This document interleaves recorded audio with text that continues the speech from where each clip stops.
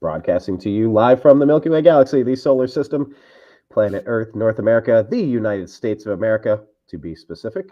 My name is Brian Engelman. And I am Blake Wally. And you have now entered the Agree to Disagree program.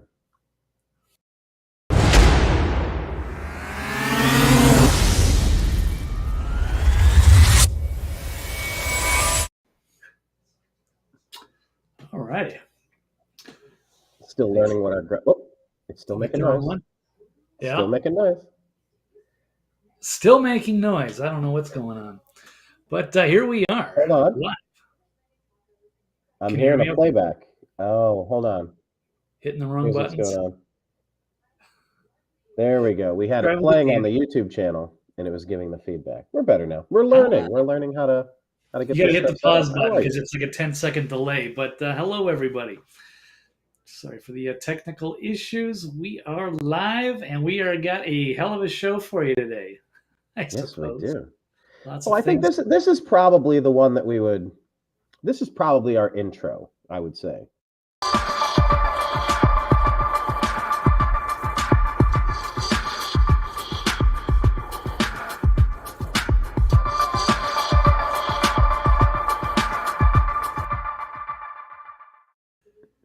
Yes, sir. That is the proper intro. I was going to try to make an extended version that'll be a little longer, start with a countdown. Work in progress as I try to get it would be cool if you could pull up some clips of like when we were out at events, like if it could show, like, I don't know if you could portray, like if there's pictures of us at the Bundy Ranch and like with little like we're at Occupy LA, we're at the Bundy Ranch, we're at NAMM, we're at the RNC, the DNC, like it's just kind of like showing us in all these places doing all these things, something like that. But yeah, I like that one. That's pretty good. I love the colors in that picture of me in that Barney's Beanery. Like just the colors are so, here, we'll see it one more.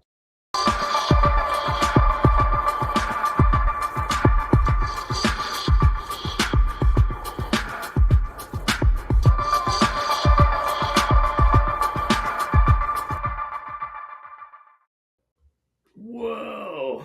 Yeah. Yeah, a lot of good colors in that. I like that. So, hey, thanks for joining us today, everybody. Appreciate you. Impromptu. But yeah, we're still re-rolling on these. We're just going to get into our rhythm. This is our getting the show rolling, the ball rolling, and we'll have a fine-tuned in another month or so. Exactly. Hopefully. Let's jump into a story that you did not have on the list, but I think it'd be a fun place to start. Okay. Because it's different.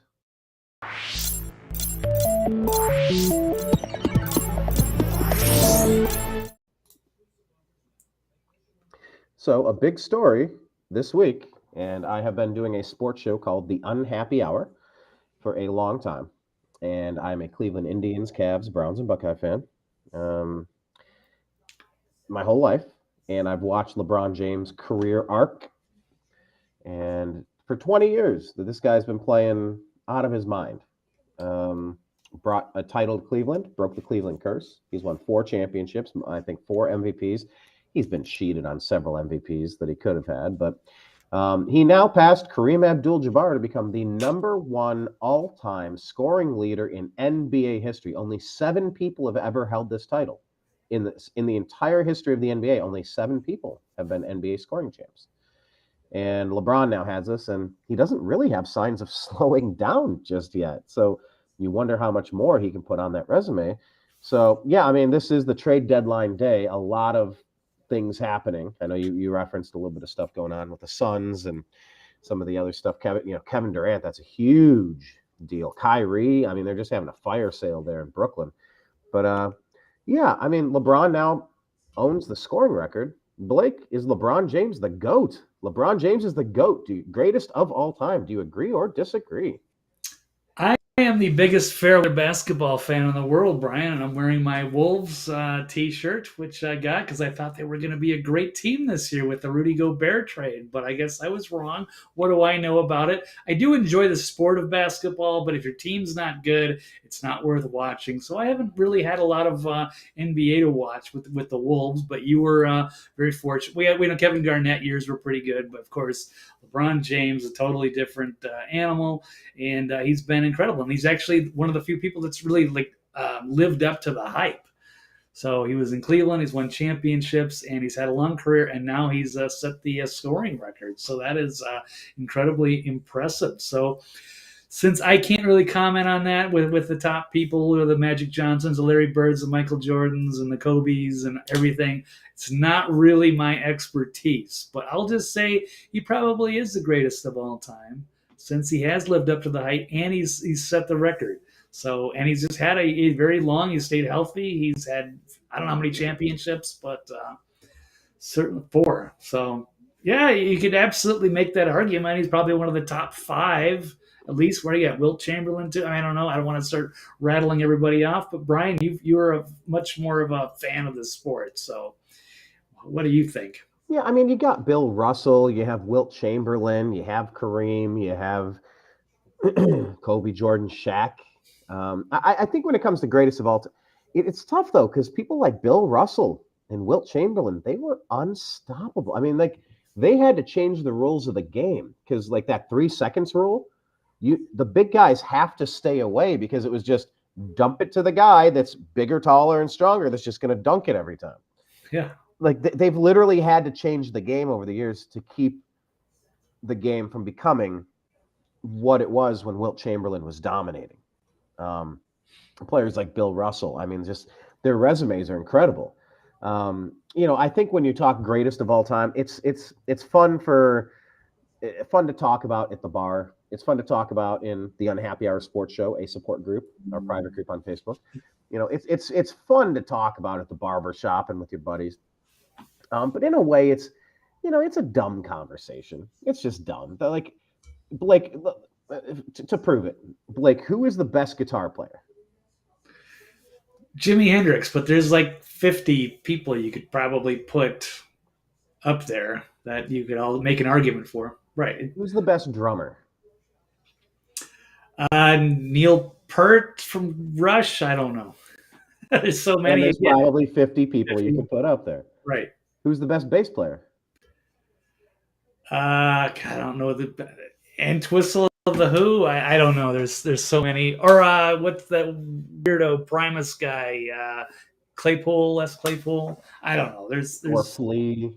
Yeah, I mean, okay. I think at this point, once you reach GOAT status, you think of it as the pyramid, and there's that top of the pyramid.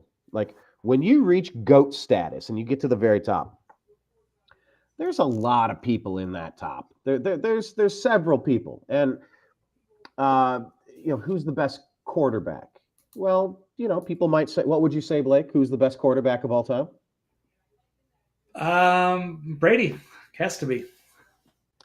Except Otto Graham went to 10 straight championships with the Cleveland Browns and won 7 of them.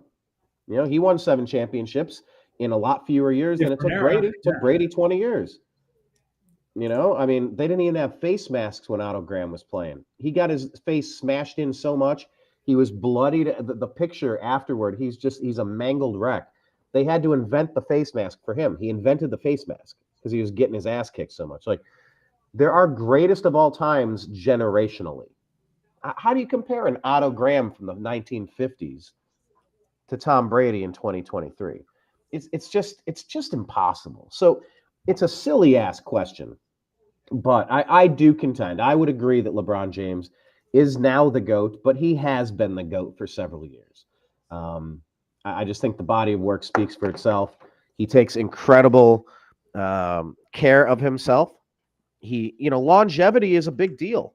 I mean, would Bo Jackson have been the number 1 running back in NFL had he stayed healthy? I don't know, maybe, but he didn't. Maybe the greatest athlete of all time. Who knows? Or he could what? Jim Thorpe. Bo Jackson.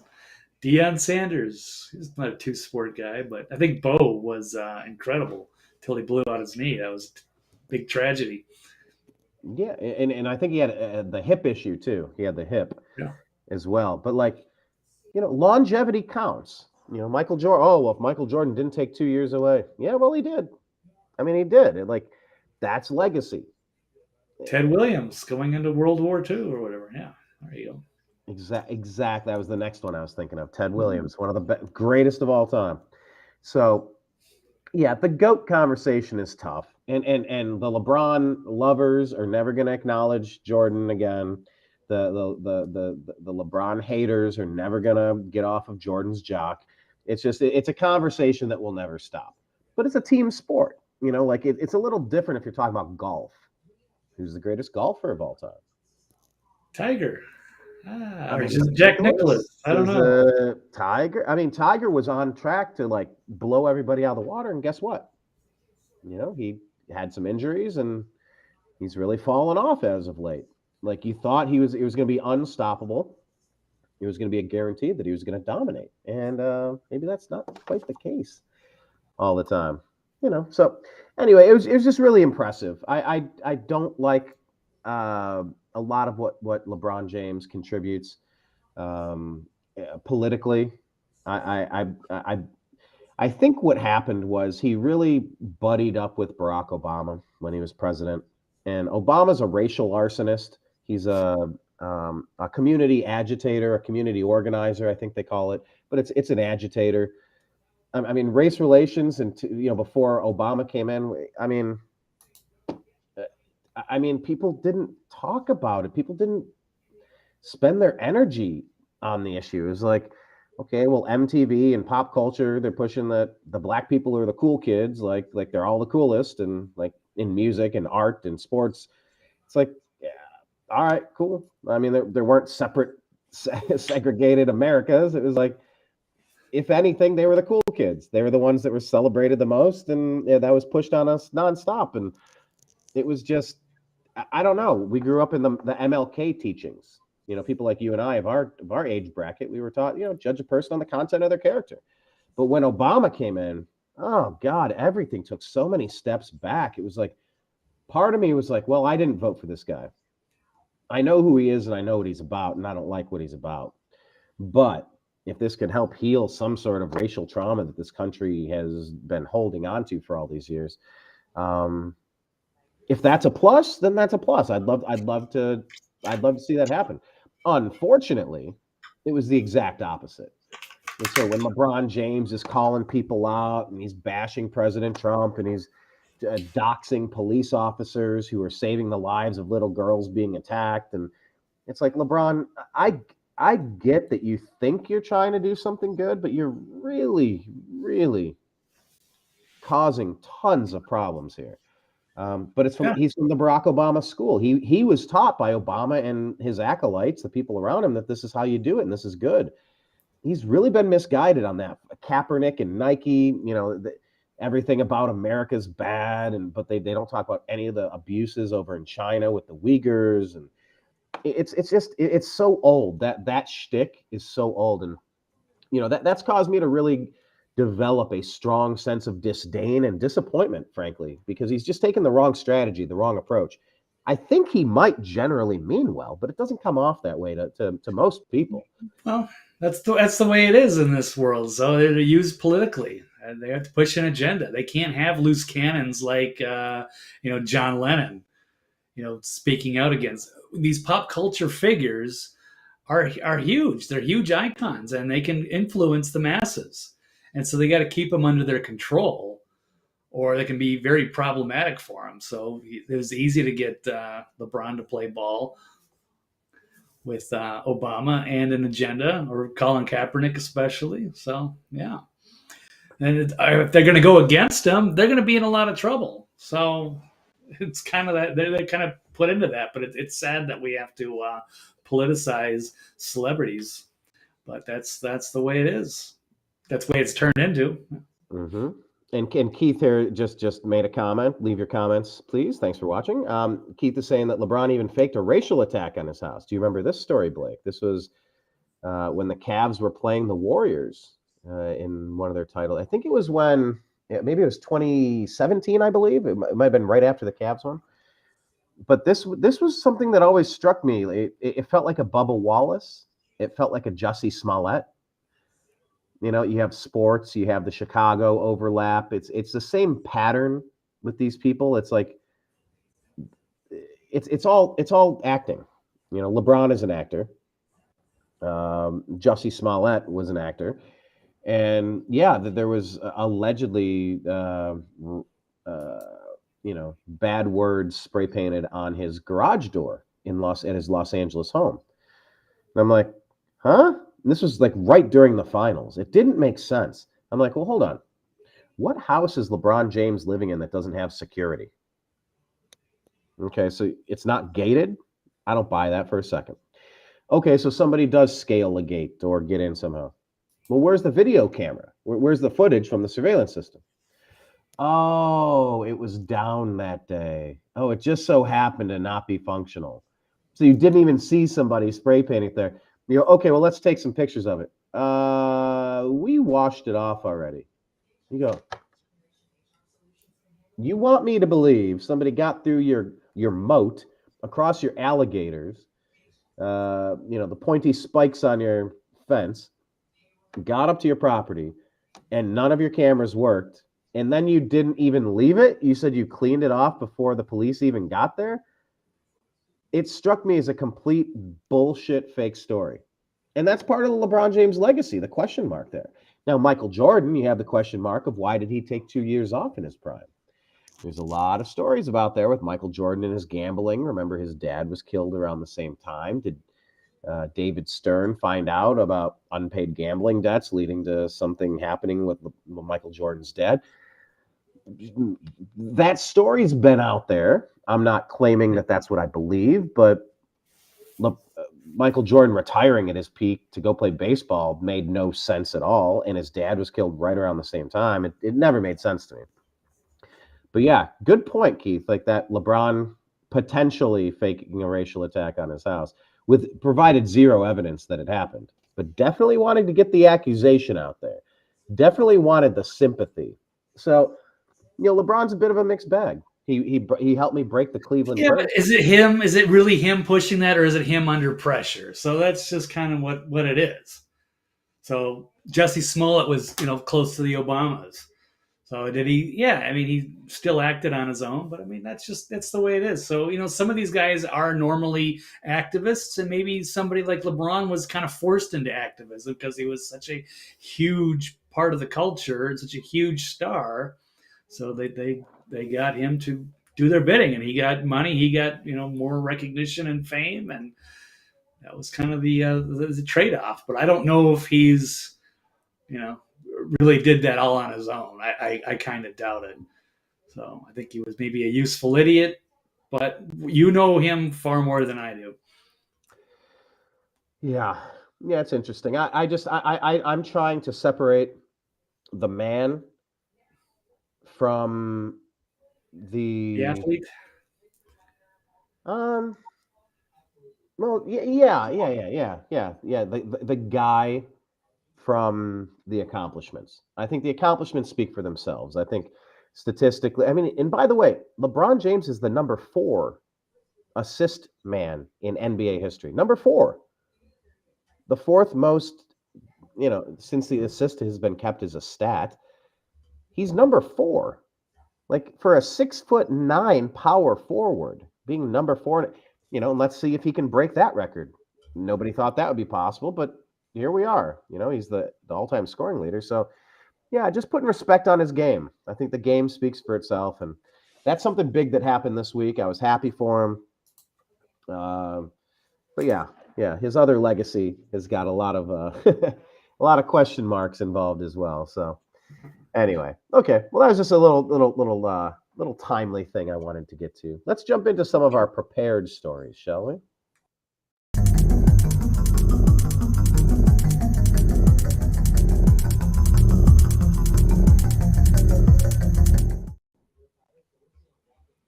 Right. James O'Keefe should leave Project Veritas. Do you agree or disagree that James O'Keefe should leave Project Veritas, Blake?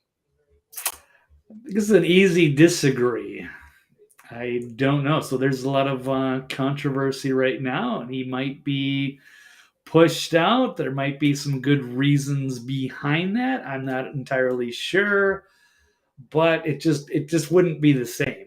So he really can't. Otherwise, they just might as well just get rid of Project Veritas. What would it be if he stepped away?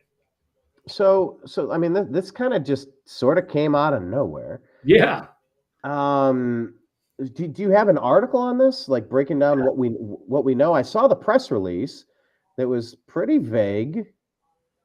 Like what facilitated this? Like, is it it's the Pfizer expose? You That's can what only people are assume. thinking. I guess there was an internal memo going around. I found a hit piece on a Daily Beast about that. But yeah, let me pull this up real quick, and I'm going to have to share the screen because I got a few to hit here. So let's see here. James O'Keefe outright cruel to the Project Veritas employees. That's according to an internal memo. Again, this is a hit piece out of the Daily Beast. Also have a tweet from Project Veritas, the official response to today's news reports that they have. Project Veritas has achieved immense growth and impact during the last 3 years. All newsrooms at the age of Project Veritas board of directors and management are constantly evaluating what the best path forward is for the organization. The board and management are continuing this internal evaluation to assure our long-term success. Project Veritas will never stop, and we will never let our supporters down. 65 plus employees dedicated to continuing the mission to expose corruption, dishonesty, waste, fraud, and other misconduct in both public and private institutions. To our supporters, we hear you, care about you, and we will never give up. So, has James O'Keefe, has his ego become too big? And of course, the Daily Beast is saying that O'Keefe was wasting money on his theater dreams, berating staff. Took a sandwich from a pregnant woman, I guess, I'm when he sorry. was in Wasting what on what dreams? What's this? wasting money. So he's got all these donations, and I follow Project Veritas on Telegram or whatever, and I get their emails, and they're always trying to get money to support their operations. But how are they spending that money? I don't know. I don't know O'Keefe. I don't have any. I don't know anything about the internal organization. So it could be a lot of people go under NDAs. Of course, it's very going to be secrecy a lot of what's going on. So I don't know. Apparently, like a third of the staff have signed this memo. They're disgruntled.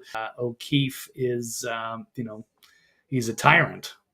So I've heard a lot of things about that with other people in these media outlets, because you never know. You sign an NDA, you go work for somebody, and then it turns out, oh, this person is got a huge ego and is doing some bad things, but they're also doing some really good things. I don't know about that. I don't know, Brian, if you've heard anything. I mean, he seems like a nice guy, and he's done some terrific work, but has a gun to his head. Apparently, they're saying that he would issue polygraphs even as part of a leak investigation. He was paranoid, which is understandable when you work in that. They do some real high level stuff, and they have to trust the people that work for them. So these could be exaggerated. I don't know. Again, you got to take the Daily Beast with a grain of salt because they don't like him and their organization, and they've been continuously exposing Democrats. Oh, sorry, there was one other quick point I wanted to make, since this has been a hot issue. Talking about this is Tim Pool and Cliff High, kind of a little tweet here.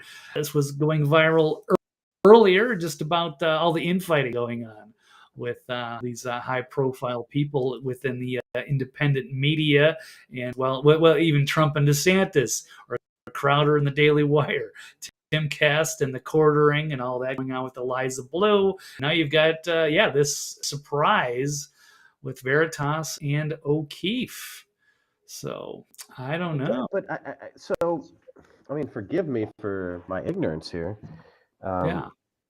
Um, Isn't Project Veritas James O'Keefe's company? Yeah, but he's got like a board of directors, and they have some amount of power, and maybe they're deciding to oust him. People are thinking it's got something to do with the latest Pfizer expose.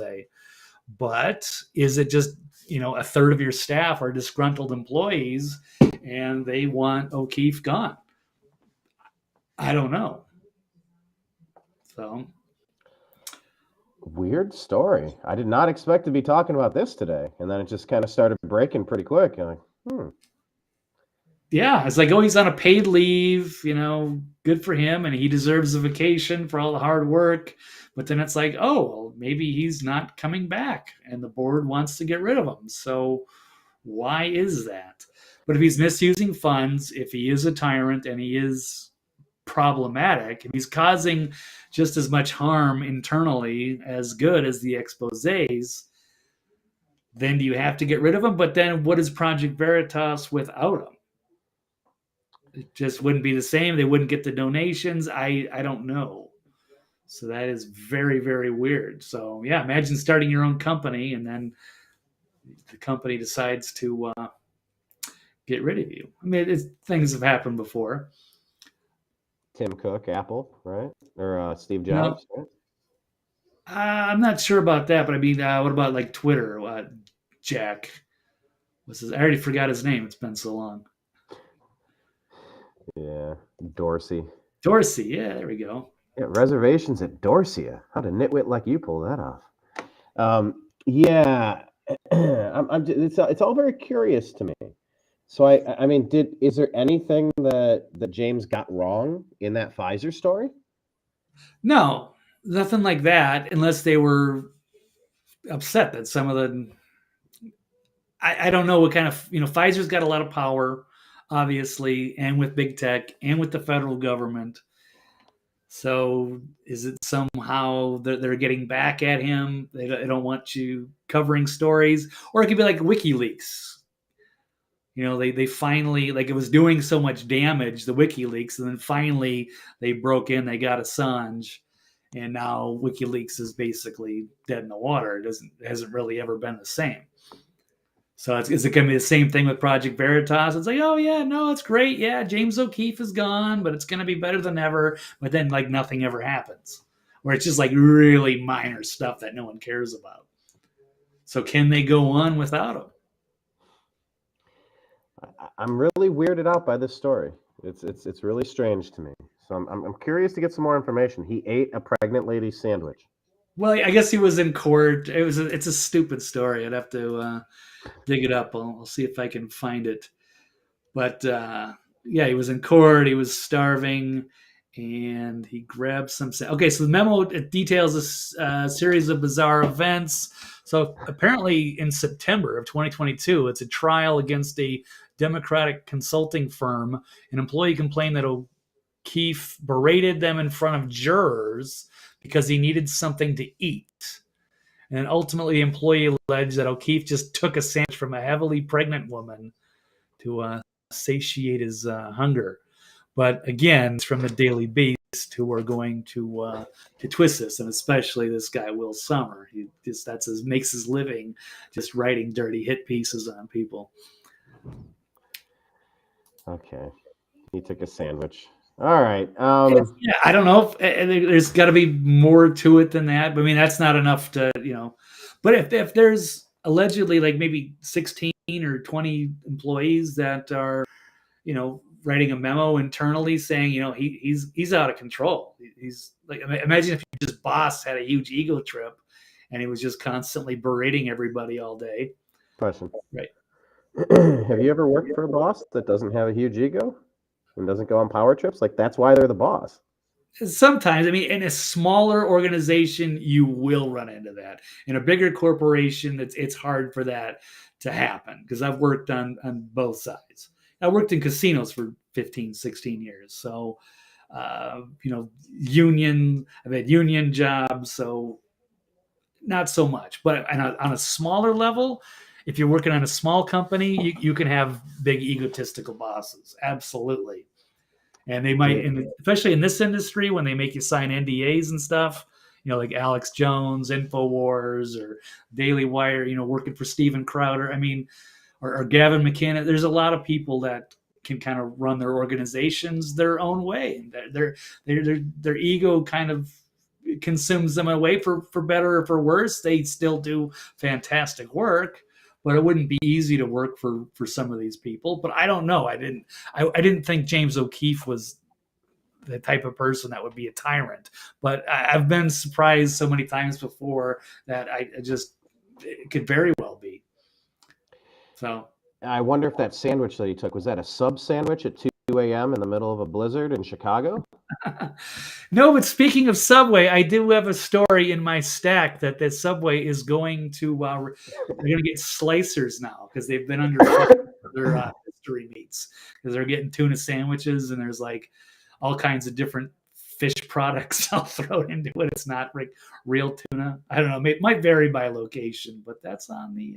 So they're getting slicers to do the ham and the turkey and stuff? Yeah, because people don't believe that it's like, real meat and stuff. So they want to see it. And, I've been to Subway, going on for a long time. I try to avoid it. There's still a go-to, when it's convenient. But I'm always a little suspicious about their meats, and I only eat like a couple of different things, because I just know that there's something not quite right. They do cut corners and costs somewhere. Well, Keith is wondering, wouldn't you think that story came out if he took a sandwich from a pregnant woman? But like, Right. Am I hearing anything fireable? Am I hearing of offenses that are just like, wow, what a tyrant. He took a sandwich. Like, that's a dumb move. You don't fire someone for a sandwich. Like,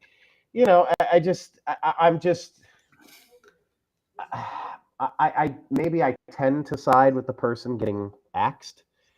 Right. Another thing I dislike about LeBron James, when he talks about he's getting axed questions. Somebody made a joke about that because he was on doing the decision. They mocked when he said, "I'm taking my talents to South Beach." That was his whole cocky thing, like, we're not going to win one, we're going to win two, not three, not four. Like, they're like, oh, we're going to win 20 championships in a row. He's like, yeah, axe D Wade, and there was somebody doing commentary. It's like, you didn't axe D Wade. You asked D Wade, you asshole. It's not axed, it's asked, you asshole. It was just like that. Always stuck with me. That's from like 2014, but that little comedy skit, it always stuck with me. But yeah, I think we're gonna try to work LeBron James and Jussie Smollett into all of the stories today. So far we've been able to, with the help of Subway a little bit, I suppose. But yeah, I tend to usually side on the underdog here, because I've been in that spot. I've been let go from positions in my life, as I'm sure we all have. And sometimes I have felt as though that wasn't a good decision. Not surprisingly, I had an opinion of myself and my performance that I felt should have been sufficient and should have been or exemplary. And so I hear stuff like this, and I tend to want to have an automatic knee-jerk reaction to defend someone like James O'Keefe. Now, you ran into him. I've never met him, I don't think. Yeah, you were there with him in the DNC. He was dressed in like jogging attire, and he was doing something for Hillary, right? Like he was doing fake Hillary supporter trying to rile up Bernie supporters. Yes, because there were no Hillary supporters. That was the joke he was getting at.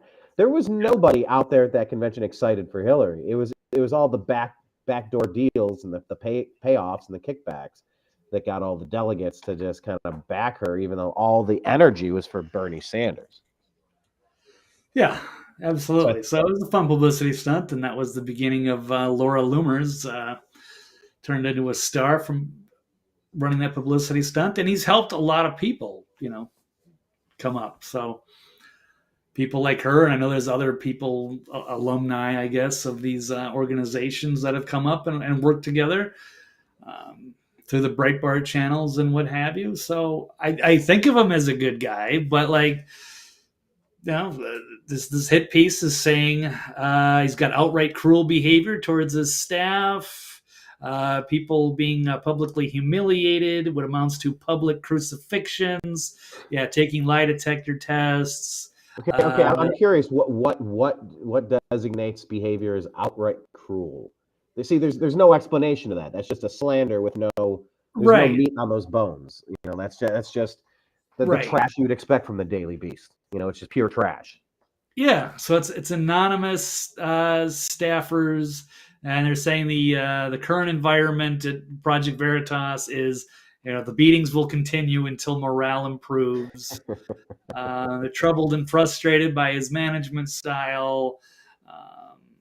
Yeah, that's about it. So I don't know, Brian. I mean, you might think I've applied for Project Veritas once. I didn't go to the second level and get into the organization or anything like that. But imagine if you got a job in there, and then you're so pumped to do great work, and then you find out, like James O'Keefe, you got to sign all these NDAs and stuff because it's very hush hush, very secretive. But then what if he's just a total dick and he's just constantly giving you a hard time, like he's the big star and he's going to go do and interview this people, and you're just doing all the grunt work, and getting overworked, underpaid, and then you can't handle it anymore. I don't know if it has anything to do, if that's actually going on, but I've heard horror stories, or we've seen some of these other people that have issues, whether it's with tyrannical bosses and NDAs. And look, It's you happened. and I Steven have Crowder. Yeah. you and I have talked to several people who used to work with Alex Jones. And they have their stories to tell. Not media, but it was entertainment. I worked at the world's largest talent agency, and my cousin, she vividly recalls the day that I took a Saturday to go with them out to the beach over in Zuma Beach, up in Malibu, and I was a shell of myself. I was a wreck. That job was undoable. It was I was the second assistant. I had two ladies in this office, and they just, the type of people that kick their dogs. They keep dogs around just so they can kick them. I was the dog.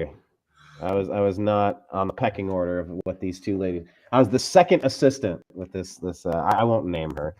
Yeah. Or the other one for that matter. But it was bad. It was bad. And people that knew me were like, you've got to leave this place. They are destroying you. And it's like a lot of people go work at places and they don't enjoy how it plays out. So, I mean, it's kind of natural that somebody like Keith would ask, if someone hates their job that much, why don't you just go find work somewhere else? And I know people that have recently taken new job opportunities and they left a super toxic situation behind, and now they're really happy in a place where they're respected. They don't constantly feel like the sword of Damocles is hanging over their head. It could drop at any moment, and it's just like the amount of stress, like that type of stress could just kill people. Like that amount of, but yeah, not every job is meant for everybody. Why aren't these people just going?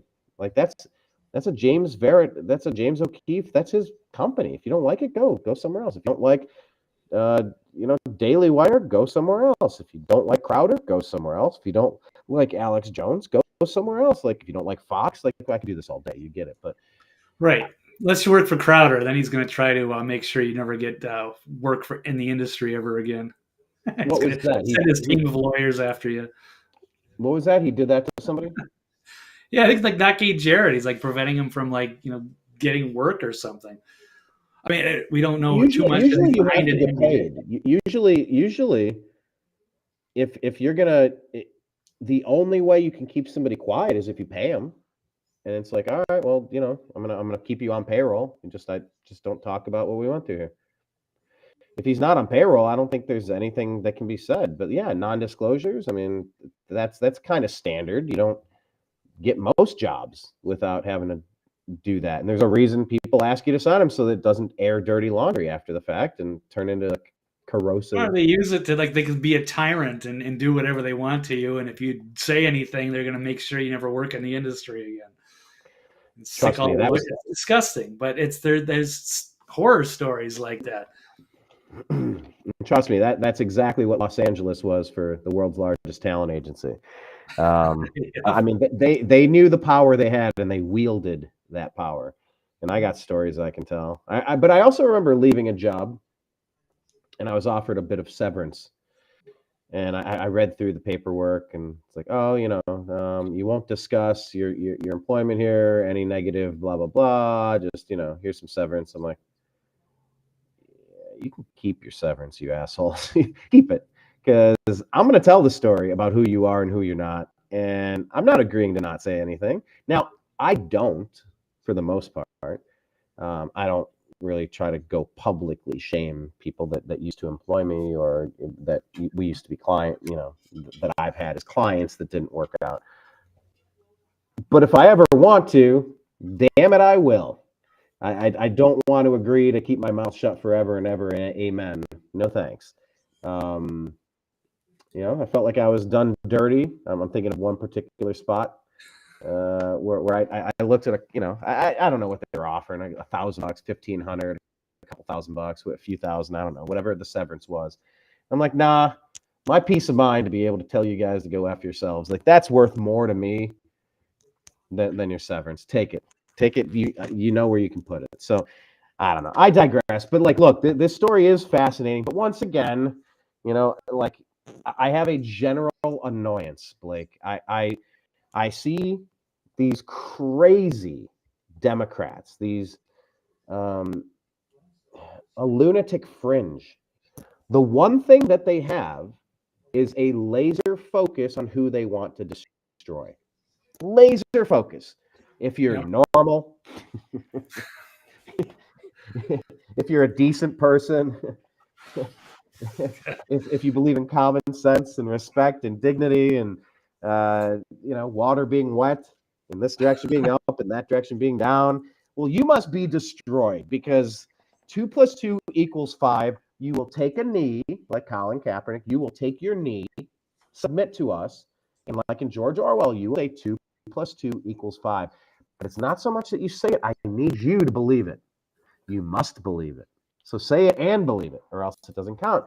They always, Blake, they keep laser focused on their enemies of truth, reality, common sense, mathematics, physics, biology. Like, these people are nuts on every level. Not every Democrat, but the ones that are kind of running the shots, calling the shots, running the show, and pushing the most ridiculous of the things you'll ever hear these people say. They're focused, man. They are focused on the enemy. This is why I've been begging Ron DeSantis not to run for president. You join Trump's vice president. You're the only person that could unite the party at this point. And you're the person that could absolutely push the pin to destroy the party. So it's all in DeSantis' hands. If he unites it, but I want the focus. This is Trump gets a redo. There's too many people that don't buy into how things played out. They didn't like what they saw. They want to run it back. They want to run it back and try it one more time. This is Trump's turn. Don't jump in there. This is not a time to do that. Steven Crowder, Daily Wire. Okay, well, these are conservative outlets. These are right-leaning. These are libertarian. These are conservative, Republican. Like, however you want to paint it, they should be focused on their enemies. The enemies of truth, logic, reason, common sense, decency, all that. But they're infighting and bickering with each other like it's 7th grade gym class. Like, they're just bickering over bullshit while the country's burning. Like, I don't like all of this nonsense. And it's like these right-leaning sites, I can't stand the division, the backbiting, just all of the interpersonal drama. It's detrimental to the cause, Blake. And yet again, the Republicans the right, the conservatives, the libertarian, I don't even know what you call them, the anti-Democrats. We'll just call them anti-Democrats. The anti-Democrats are taking their eye off the ball every chance they get. They're the most distracted group of people I have ever seen per capita. It is so easy to stay focused on the enemy, and they keep getting lost in the weeds, man. Am I wrong to be so harsh on the movement? No, well, it's very divided. There's the old GOP under the Bush regime, into the McCain thing, and then it was Tea Party, and then the rise of the libertarians. and it's evolved. Then it became the Trump and the MAGA movement. So there's a lot of different factions of the Republicans, if you will, of the conservative movement, and somebody like me gets lumped in there. I'm more of like a classic liberal, but I have way more in common with the conservatives than I do with the radical Democrats. So I think Dave Rubin says that. A lot of people say that. Yeah. Most of the people, Bill Burr, Bill Maher, anybody named Bill, unless it's Clinton. But like a lot of these people, they're like, I'm classical libertarian. I'm classical liberal. The so-called liberal party of the Democrat, they're the most fascist group of people out there. Everything's about we have to pin people. We have to label them with a scarlet letter and yell witch at them and throw them down a well. If you don't completely conform with all of our bullshit, you will be excommunicated to wander the desert alone. And it's like that's the least liberal thing in the world. Like that party co-opting that word, it's like it doesn't even remotely. There's a lot of smart people that find themselves, and we say liberal, classical liberal. It's really just kind of libertarian. Like everybody do what you feel like doing as long as it's not harming somebody else. And I know that like there are times when you glitch the matrix. It's like, well, like abortion, right? As long as you're not harming somebody else. They're like, yep, because it's just a clump of cells. You go, no, that's a life. No, it's a clump of cells. No, you conceived another life, therefore you can't kill it, just like you can't kill your neighbor.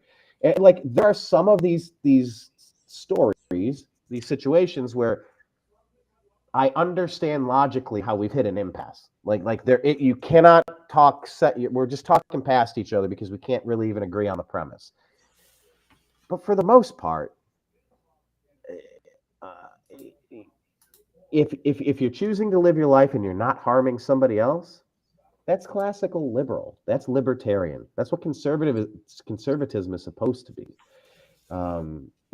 Conservatives, the right, have really been kind of knocked for pushing their religion onto other people. And it's like, well, just because your book says that we should act a certain way, I don't know. I don't read your book. I don't care about your book. So you should therefore let me do what I'm doing and stay out of my face. And if you have a problem with that, then I got a problem with you. And the conservatives, rightfully so, have taken some of that criticism. But yeah, in today's day and age, when you got spy balloons going over the country, invading our airspace, and nobody does anything about it, you got hundreds of thousands of people just invading. It's an invasion of the southern border. And nobody's doing anything about it. $31 trillion, and we're money laundering in Ukraine, trying to start a nuclear war with Russia. All right, look, can we stop fucking fighting with each other for just a little bit and focus on fixing the things that need fixed? Or no. We're gonna. James O'Keefe, he was mean to me once, and he took a sandwich. Right. All right. So burn it down. Yep. Burn it down. Yep. There you go. Oh, well, Steven Crowder was offered money, but it wasn't Rogan type money, and he thought he earned it. So, all right, now it's just going to be a constant soap opera of Daily Wire. Hey, Crowder did that to himself, man. He set this whole thing up, and he miscalculated, and all blew up in his face. Well, it's like I said. I mean, it's not just there with the Daily Wire. It's also it's Nicole Arbor. It's Candace Owens. There's a lot of beefs going on. I get it, but I'm just saying it seems like it would be so much more effective if the focus could remain where it needs to be. All this stuff is diversionary tactics. They're taking the bait. They're getting knocked off their mission, and it's just sad to see. It's sad to see. Maybe O'Keefe does need to go. Yeah, we can't get on the same page. We're not like the Democrats, so they're all in lockstep on their agenda. But that's not going to happen. There's too many egos and independent thinkers in the libertarian freedom movement, patriot movement, unfortunately. So that's just the way it's going to be. Now we got to find out who's who and who we're going to get behind. But there is no team here. It's never been like that. I don't think we've never really been included in any of that stuff. So we're easy to dismiss because we're small enough, but we've been doing this for a long time. Mm-hmm. So yeah, I mean I mean we've ended up mixed up in a few things, that's for sure. But like that comes and goes. That's par for the course. But Yeah, It's but just, not like they're inviting us in to also be the voice. Because if we could have gotten all the patriots together, we should easily be able to just smash the liberal media, cut through all the lies, and save the country, right?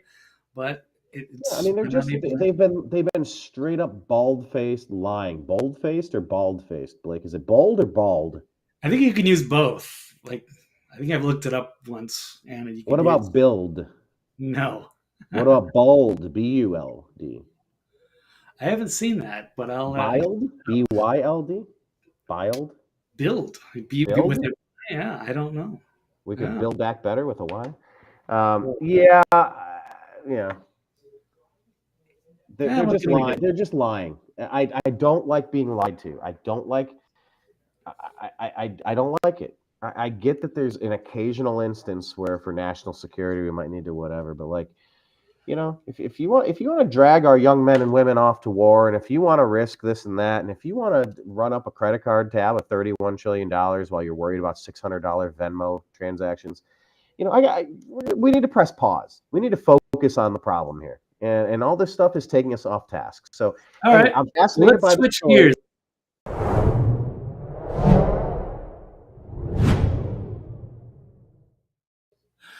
Okay, maybe we could use that to segue. Speaking of getting us into war, like the Nord Stream pipelines were sabotaged, and it's been revealed by a longtime investigative reporter, a real well, like James O'Keefe, but Seymour Hersh, who's been around for a long time, exposing corruption and different things that this kind of stories people don't want out there. And so he's saying that it's clear that the Nord Stream pipelines were sabotaged. It was probably laid mines or bombs a few months ago, and then they detonated them at the right time. And it seems like as the U.S. is having this proxy war with Ukraine against Russia. The U.S. likely didn't sabotage the Nord Stream pipeline. Agree or disagree? You would probably say you would disagree that the U.S. likely didn't sabotage the Nord Stream pipeline. You Sure. would disagree with that. I guess is that a double negative? I don't know. Getting lost, but Well, it's not an undouble negative. all right. Well, it's confusing. Did the U.S. Sabotage the Nord Stream pipelines to keep pushing their war against Russia using Ukraine? I mean, look, they've been bragging about it. It's nothing. It's nothing to think about. Was it Victoria Nuland? Was she the one? Oh yes. Let me pull that up. Here's I got a few to show you. What's her title again? What's her position? I forget. She's high up, deep state. I don't remember if she's with State Department or what she's with anymore. But she's been a high level neocon. So maybe kind of like John Bolton in a way. Says she's very pleased that the Nord Stream 2 is a hunk of metal at the bottom of the sea. And when will the European people wake up and realize that the U.S. is their enemy, not Russia? Yeah, so it's these saboteurs. You've got Seymour Hersh. He broke the Milo massacre story in '69, bombing of Cambodia. He's been exposing Bin Laden, Syria, Hillary. He is one of the last great investigative journalists. They don't do that anymore. And this is one of his latest reports here. So it was an exercise. It was the U.S. Navy's Diving and Salvage Center. And they blew this thing up. They want to keep the war going, and they tried to blame it on Russia. So it never really stuck. They could never prove it, and maybe that's timeful to reevaluate why we are over there. And of course, we have over $100 billion already that we've sent in aid. Not sure how that's being spent. 10% for the big guy. Plus all the weapons. 10% for the big guy. Yeah, 10% for the big guy.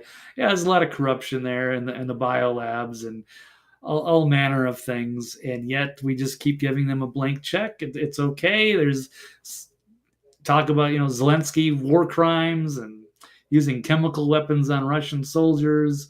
Like it's getting pretty nasty over there. So not that I'm pro Russia or anything. I just think that we shouldn't be meddling around in there. And I think we've kind of crossed the line, violated our agreements, and Putin has invaded. He's not liking what they're doing to the eastern regions, the Donbass, and all that. So he's trying. It's kind of a humanitarian mission of sorts, but it's very complicated, and I don't want to be picking sides. But it seems like this has been a bad deal all around, and it's time to. You got to keep in mind though that the appropriate context here. Hillary and the DNC and lying propaganda leftist media, they told you that it was Russian bots, right? It was Russian trolls and Russian bots and Russian disinformation campaigns that got Donald Trump elected, right? They called him, excuse me, they called him an illegitimate president because Putin got him elected. Yep. And they didn't stop telling this lie for 3 years. They didn't stop. At first I was like, oh, that's cute. Oh, bless. Oh, sweetheart. Just keep going. You're so silly. And they wouldn't stop. I'm like, okay, this is getting really weird. Like this isn't grounded in reality. And they didn't stop. And they kept going and going. They impeached him. They impeached President Trump. What did they say? How did this work out, Blake? What's the easiest way to describe? So the DNC is pushed by Hillary to through Fusion GPS to create a fake dossier about Trump being peed on by a hooker in Russia. Yeah. And they use this to spy on his campaign, and then they impeach him because they made up a blatantly fake story. Oh, it's genius. Russia? Yeah, no, that's the DC swamp. No, they're brilliant strategy. It's the dumbest shit I've ever heard. No, it's not, because it worked. And they used that reason to get and then they used the whole threat of Russia colluding with everything to get all of their goons, infiltrating into big tech and working with them, and to demonize all of their opposition as, being, Russian sympathizers or whatever, and shutting down accounts or shadow banning, boosting, whatever. The deep state has been trying to pin the tail onto Russia for a long time. Yeah. With fake stories. I suppose I'm just a bit of a believer in if you want to go to war, get the congressional approval for it. Like when was it ever brought up? Like, hey, we're gonna start sending tanks and blowing up infrastructure to potentially provoke a world war with a nuclear power. Where was that voted on? Like it doesn't matter anymore. And all these that much unilateral authority to do that without congressional approval. I don't. What did I miss, Blake? Like, he shouldn't be able to do any of the stuff that he's doing. Him. Right. I mean, it's Obama's people pulling the strings. It's Biden doesn't know what time of day it is if he gets applesauce or cottage cheese today for his snacky poo. Ooh, good. Yeah. I know. It's getting close to dinner time. Blake's like, oh, well, that sounds good. I like applesauce and cottage cheese. I know. Well, the pro tip is to put either some pineapple or some peaches in with that cottage cheese. Ugh, no. Oh, what? You're missing out. No, I put it on a spinach salad with Greek vinaigrette, some cucumbers. There you go. You put cottage cheese on salads? Huh? You put cottage cheese on salads? Yeah. Okay, I don't think I've ever done that. Well, they serve it at salad bars, don't they? I didn't think it was that unusual. Yeah, but not for on the salad. It's like a dollop on the side. Throw it right on top. I don't know. A little fresh pepper, sliced cucumber. Like I said, Greek vinaigrette, spinach. Good stuff. It's very refreshing. But I mean, they've been trying to fake a war with Russia for a long time. They've impeached Trump twice, like these Russia games and this nonsense. I just if we're going to go to war, make your case and prove it to the people, and it hasn't happened, and they just keep pushing. They overthrew Ukraine. Trump and Biden and Obama overthrew them in what 2014, 2014, 20 what 16? I think it's 2014. Yeah. I mean, Yeah, they've been poking the Russian bear for a long time, and so people are confused. But it's really, it wasn't like an unprovoked attack by Putin. Like they've really been meddling around in there on his borders and threatening his security for a long time. And so finally, Putin just he had enough, and he doesn't take the West. The West is not a good player. They're not a good faith actor in this. So there's no reason to do business. So he just said, "Hey, I'm coming in. Leave the eastern part of Ukraine alone. Put somebody else in. Create some new countries." Yeah, I mean they've made him play his hand, unfortunately. So, but now they keep dumping money in there, and they want to take out Russia or what have you. But they're a formidable opponent, so it's not a good idea, and it's going to end no. in the cause the destruction of the entire planet if we get into a world war with Russia, because Putin ain't going to play. Perfect. Yeah. May we But live. We did it to ourselves again. I So know.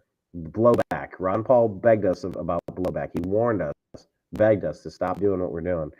Anyway, all right, let's move on to the next topic. I think we can pretty much disagree that the U.S. likely did not sabotage the Nord Stream pipeline. We're going to disagree because they're bragging about it openly, transparent, just like how Biden, similarly to how Biden was bragging about quid pro quo Joe was bragging about firing the investigator into Hunter's money laundering schemes. They're not going to get their kickbacks unless you drop the investigation into my son.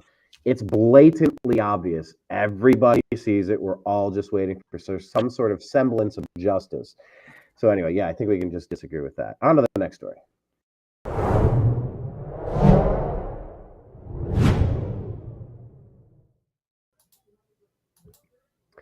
All right. So social media just suffered a cyber attack?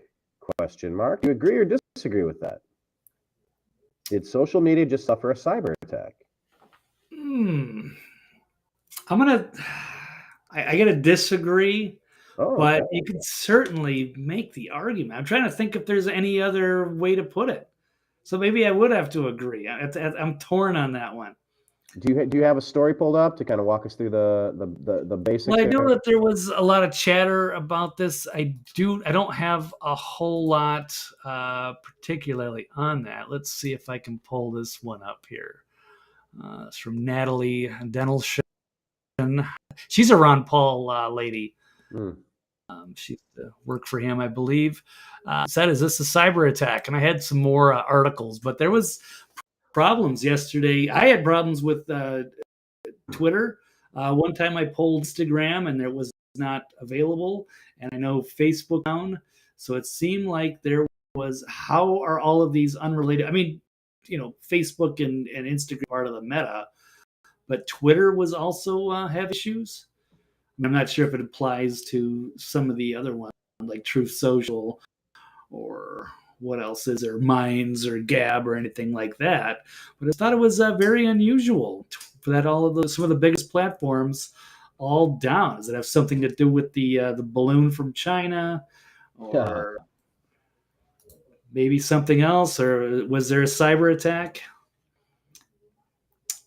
I didn't really experience the same problems, but to be fair, I've also been kicked off of Facebook because they accused me of adult sexual exploitation. I just want to say that every chance I get. I've never been accused of something so sinister. That's pretty neat. Pretty hilarious. I think I want to make T-shirts. Yeah. I might make. You know what? I might make a batch of TNAM T-shirts that we support adult sexual exploitation, and put a picture of the meme that got me banned. It was Hunter Biden in his tighty whities standing there. Yep. I think with his glasses and a scarf. Aviator thing, yeah. Yeah, I didn't share a single image of anybody naked. Nobody's junk was hanging out. Nobody's bits. Nobody's kibbles and bits. None of their cherries. None of their peaches. None of the nothing. Just some dork, some crackhead, deviant, scoundrel, scalawag, traitorous, nitwit. By the way, the smartest person that Joe Biden knows. But yeah, I might make T-shirts with that meme, and maybe say proudly supporting adult sexual exploitation since 2011. There you go. I've never been able to say that I've never been accused of adult sexual exploitation before. I think it's hilarious since he's the guy that pays all the hookers. He's getting hookers knocked up and, cheating on his girlfriend or his wife, and then he's getting with his dead brother's wife, and then he's cheating on her with hookers, having babies with hookers and videos with hookers, and he's the sexual exploiter. Biden and the Ashley diary and all the sniffing and the touching and the groping and the creepiness, like all that family is all just vile. I don't care that he has like one of those smiles that looks, no, it's not a smile, it's vile. That's a demon in a human costume. That whole family is gross. Sorry, I went on a bit of a tangent, but I just really dislike them. And for all the Me Too crap that they gave Trump, these women are so into me that you can just grab them. Okay, yeah, you can grab them. Like, that was one thing said. I know Trump's a bit of a pig, sure. I'll grant you that, especially when he's going on. He's an entertainer, and when you're hanging out with Howard Stern, you let your guard down a little bit. But he's a comedian. I think Trump's a comedian more so than anything else. Like, he's an accidental politician. He's more so a comedian, just trying to get some laughs. But yeah, where'd that Me Too movement go with Ashley Biden, with Joe Biden, with Hunter Biden? Why aren't they attacking them? Like, just giving them a free pass? Like, that's how these movements are just total political bullshit hit jobs. Not a hit job. Not like Ilhan Omar. We're talking about hit jobs. These movements, they're just crap. They're just bludgeon. They're weapons that the deep state can use to bludgeon non-globalists with. If you're not playing ball, you will be destroyed. It's just the hypocrisy is absolutely insane. So cyber media. What I was getting at. Sorry, that was a whole detour to say. I was kicked off of Facebook for a few days. I just got back on recently, like a day ago. So I don't know. I didn't notice anything on Facebook, but I was on Twitter. Twitter was working fine for me, but I know other people were experiencing issues. So it didn't impact me. I didn't see it. I didn't feel it. It's like if there's an earthquake. People are hitting their limits. They're trying to tweet stuff out, and it says, "Oh, you've reached your limit." And I was trying to follow people, and it would say, "No, you can't follow this person anymore," or just there was some kind of a glitch. But so it wasn't just there's something going on where Dave Rubin went with Elon Musk, and they were discussing like some of the glitches that they found in their system, and kind of going through. Yeah, I guess there's bugs on top of bugs on top of bugs on top of bugs inside of their system. I mean, at some point, you really just have to delete the whole damn thing. Yeah, but they're all done at the same time, right? So could it have been a cyber attack? That's a logical explanation, right? Because you could have problems at Twitter, you can have problems at Meta, but for both of them to have issues at the same time, after we had the Chinese weather balloon, not saying that had anything to do with it, but as a detective, does that make sense? Journalists are, we are detectives. Yeah. And we know when we're being lied to. Yeah, Keith is saying he thinks Twitter was targeted. Yeah, see, when I got kicked off Facebook, I put more energy into Twitter because I had to. I don't prefer Twitter, but at least that's a place where I can speak freely. I don't feel like I can speak freely on Google, YouTube. I can't speak freely on Facebook, Meta, Instagram. But on Twitter, it's like, all right, cool. We're back to the Wild West. That sounds pretty good. Miss Sedona is saying MJ Sedona, yeah. Yeah, saying she got kicked off Facebook for telling the story about COVID from CNN. Yeah, it's all so stupid. It's all so stupid. Like, I'm not a child, and I will not be addressed as such. You bastards that are silencing me, that are shutting me, that are giving me a demerit, putting me in detention, making me stay after school. Piss off. No. I'm over it, Blake. Well, it was nice seeing him get yelled at on Capitol Hill yesterday. Well, and it's going on today as well, isn't it? Is it continuing, or am I just seeing this from yesterday? Because that's completely related. Do you have any? Do you have an article about that? Because I was watching a few clips, and yeah, what's taken? I guess because the Democrats were in charge, and that's their main mouthpiece. That's why they wouldn't investigate them. Of course, it's like they say when there's a cop shooting and it's questionable. They say, "Oh, well, we've investigated ourselves and determined that we did nothing wrong." And you're like, "Well, yeah, that's how." Right. It's like it's like the Ashley Babbitt story. Like, okay, well, we investigated ourselves, and the officer that shot the only bullet on January 6th, killing somebody in cold blood, who was unarmed, a veteran mother of a different race, mind you. All key components to the story, as I was told by the media for umpteenth years. Yeah, that was all just swept under the rug because they were in charge. So I guess that's the reason why we haven't heard social media getting up on the Hill, because they didn't control the House. Thank God the Republicans do. Well, speaking of that, and I forgot to mention that on the social media, Josh Hawley has proposed a legal minimum age for youth to use social media. And he's actually put it minimum age of 16 for users. So I don't know what you agree or disagree. A minimum age to use Meta, Facebook, TikTok, maybe especially. They've been going at that one. I don't know if they're going to eliminate that or not. But yeah, well, I also liked how Elon says, the woke Stasi felt the heat today. All the people that used to work for his company getting lectured yesterday, but they completely deserved it. They were up to no good. It was interesting. Also, here's a response to his tweet the other day from Bry Moore, saying he recently went to the Stasi Museum in Berlin, found it interesting that they called themselves anti-fascist at the beginning. Isn't that interesting? It's like how the Antifa thinks that they're doing the good work, but they're actually themselves, ironically. So, Mm-hmm. you want to unpack anything? Yeah. I don't know. I mean, should there be age limits? I mean, some of that has to be parentally, but parents can't be everywhere, especially if you give a kid a phone, and who knows what they're doing in the school. You can't trust the schools. You've seen the curriculum they're shoving down these poor kids' throats and all the. It's just so sad. Yeah, age limits.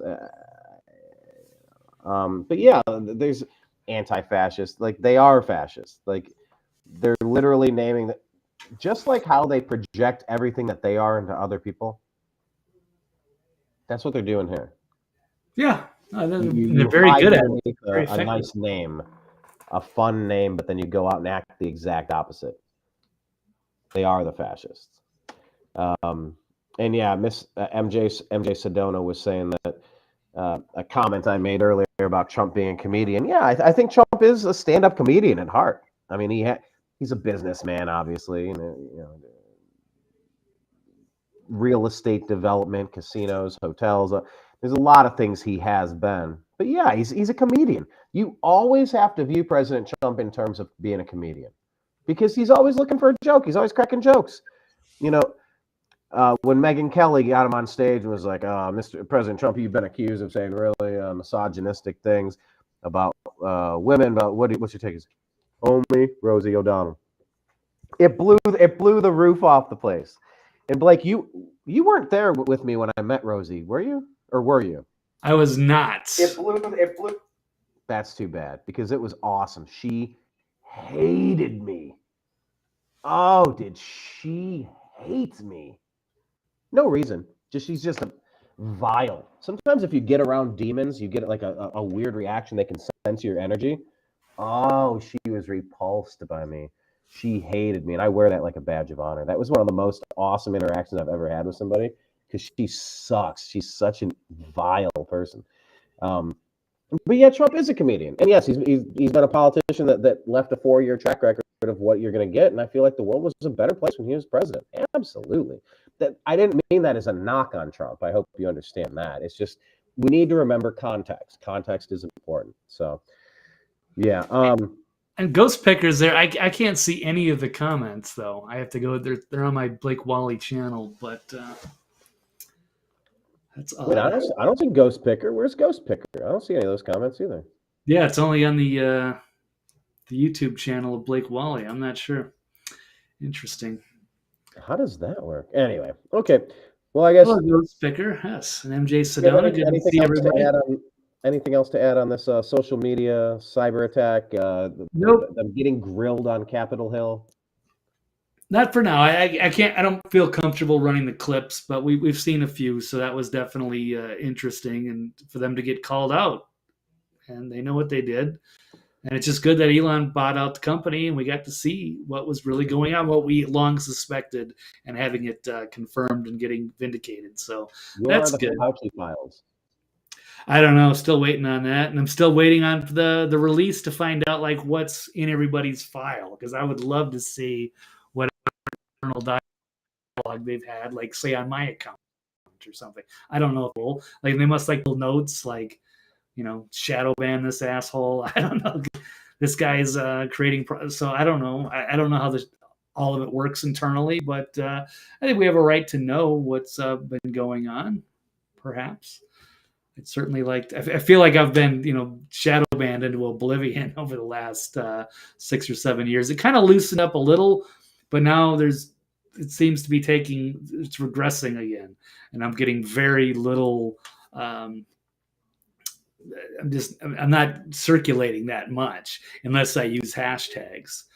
So I don't know if there's still things. People were like locking their accounts so that they'd be seen more. They're still working on the algorithms. That was. I've been having trouble with my reach. My reach is like really shrunk again. I don't know why. Am I just getting boring, or is it not being shown out there? Are people not able to see it? Is there still the way that they're deboosting things? I don't know. So still working on it, but yeah, perhaps I just need to tweet a lot more, and that will help me in the algorithms. Yeah, the locking accounts thing, that was one of the things that Dave Rubin was talking about. They're like, okay, so if you lock your account, your reach expands, blah, blah, blah, but then this happens, and I don't know. I think they put too many bugs in the code. Like, I think they just need to get rid of all the code and reboot it. I think they need to put their own code in. I think it's layers upon layers of deep state surveillance, bullshit propaganda, all the tools to censor and shadow ban and what have you. So, all right, cool. Well, yeah, it's been. You said you're not comfortable playing the clips because of your internet speed, or because you don't. No, they're time consuming. I don't have them laid out. I don't know if they're going to play well over the speakers, so I'd rather work out at another time. But yeah, they're definitely can be easily found on Twitter.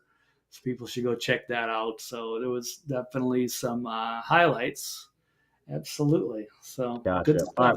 Well, let's continue on to the next one. Watching time.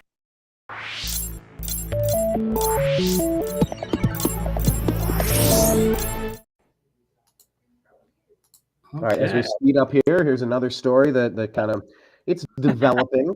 Now we're kind of speeding up. It's time for a little rapid fire black hole here. Yeah, so we're going into Blake's takes. Everything's kind of speeding up on the space-time continuum. But Senator John Fetterman, how in the world did Pennsylvania put this guy in? I don't even. For the life of me, Blake, I just don't get it. Anyway, John Fetterman, Democrat, Pennsylvania, who suffered a stroke during his campaign last year, was hospitalized yesterday night after feeling lightheaded while attending a Senate Democratic retreat. So John Fetterman is fit to serve in office. Do you agree or disagree, Blake? Disagree. No, he's a mess. No, he's had the stroke. I don't know what he was like before then. He's a radical leftist, and has a lot of issues, speaking and doing basic things, and he needs a lot of assistance. He's got serious medical issues. He's never fully released his records, because I know that people would not vote for him, but they still did anyway, even though they can see him, and he's clearly having issues. So he's a puppet. He's just, they say he's the rubber stamp for the Biden administration. He's not going to, push back. He's going to do exactly what he's told. I'm sure he's very grateful to have gotten such a prominent position for somebody who probably doesn't deserve to be there. Yeah, it's sad for the great state of Pennsylvania. That's the best they could do is Fetterman versus Dr. Oz, and they were both just not likable candidates, but somehow Fetterman, they pushed him over the finish line, and yeah, he's barely gotten into office, and he's already hospitalized. So, I Not don't good. know how Biden is continuing either. No, I don't think Fetterman is. Fetterman, I disagree. Fetterman is unfit to serve in office, and yeah, yeah, good lord. So then what? So then what? What would happen if he can't serve? Do they give it like a deputy? Do you just pick your replacement, or do you have to have a revote? Or you pick the person with the second most votes? What happens if somebody can't serve? I don't recall. I don't know because seem like they have like people that do this. So they're like 89 years old, just got another 6-year term, but then they only do a few years and then they step down and then somebody else takes their spot, like presumably in the same party. So I don't. It's Yeah, weird how they run these, but yeah, you just kind of wonder. Could it possibly be worse? The devil you know versus the devil you don't. I don't know. So we'll see. It's just a developing story. Fetterman's falling apart and nobody's surprised. All right. yep, right out of the gate. Right out the gate. Next story.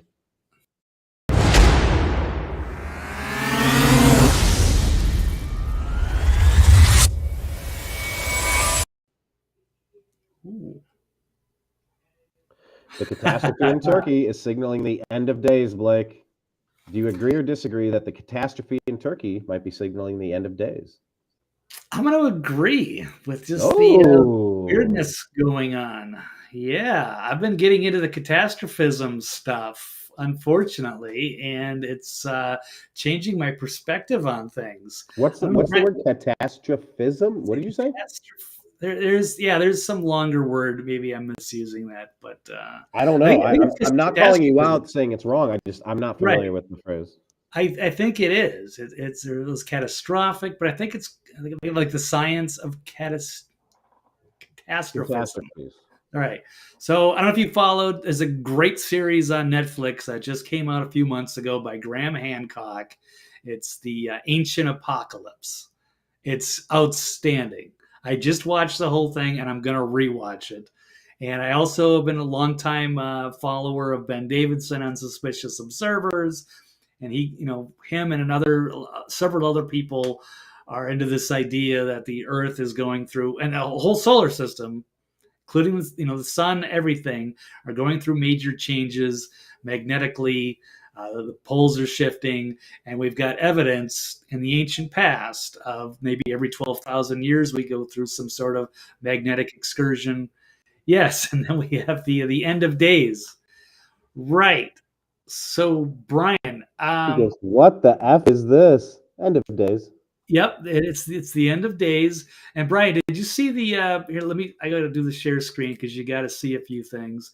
And I think MJ Sedona is, yes, exactly, saying about the red spiral cloud that was just there a couple weeks ago. Brian, did you see this cloud? Have you seen this picture? Are you looking at the screen? I mean, The massive lenticular cloud it resembling a looks a little bit UFO. like. I mean, it looks. I mean, a Yeah, I know, little we like know what it looks like. Yep. like what?